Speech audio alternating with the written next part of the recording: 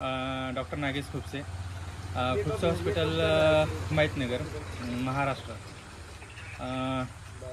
जे RJ medical कॉलेजमध्ये जे काही दुर्घटना झालेली आहे किंवा जे काही आता जे कृत्य झालेले आहे, जे की अमानुष्य जे कृत्य लोकांकडून घडलेलं आहे, गुंड म्हणायला काही हरकत नाही, कारण ही जी प्रवृत्ती आहे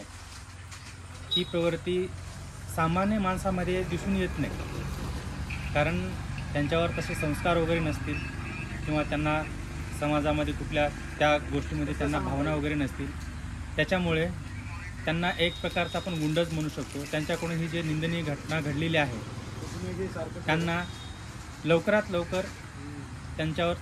त्यांची चौकशी करावी, त्यांना पकडावं आणि त्यांना फाशी देण्यात यावी, असं माझं पर्सनल मत आहे। तरी जे IME मेडिकल असोसिएशननी जे त्यांनी जे स्ट्राईक वगैरे किंवा हॉस्पिटल वगैरे बंद ठेवलेलं आहे, हे एक चांगल्या प्रकारे एक पाऊल त्यांनी उचललेलं आहे, कारण समाजामध्ये अशा घटना जे घडतात तर त्या गोष्टीसाठी आपण प्रत्येक डॉक्टर्स असो, समाजामधले कुठलेही व्यक्ती असो, कुठलीही घटना असो, त्या घटनेला पाठिंबा देणं,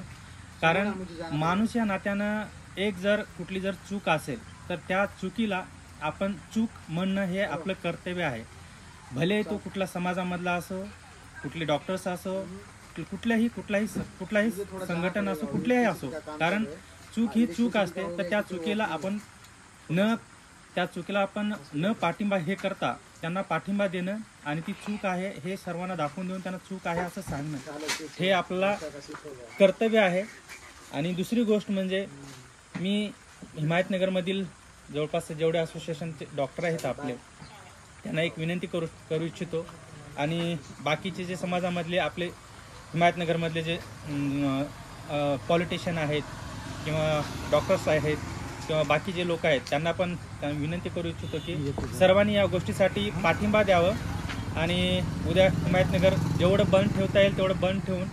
त्यांना आपण त्यांच्यासोबत आहोत किंवा त्यांच्या आईवडिलांच्या, मुलींच्या आईवडिलांच्या दुःखामध्ये सामील आहोत हे आपण त्यांना पाठिंबा देऊन जाहीर करावं अशी माझी इच्छा आहे। तरी सर्वांना एक सांगू इच्छितो की जेवढं होईल तेवढा सर्व लोकांनी इंडियामधून सर्व आपल्या देशामधून अदर स्टेट असो, कुठल्याही स्टेटमधून असो, प्रत्येकाने त्यांना सपोर्ट द्यावं, सपोर्ट करावं आणि ती चूक आहे हे दाखवून द्यावं आणि त्या ज्या मुलांच्या आईवडिलांच्या पाठीमागे उभा राहून आपण त्यांना समर्थन द्यावं अशी माझी इच्छा आहे। एवढे बोलून माझे 2 शब्द संपवतो। जय जय।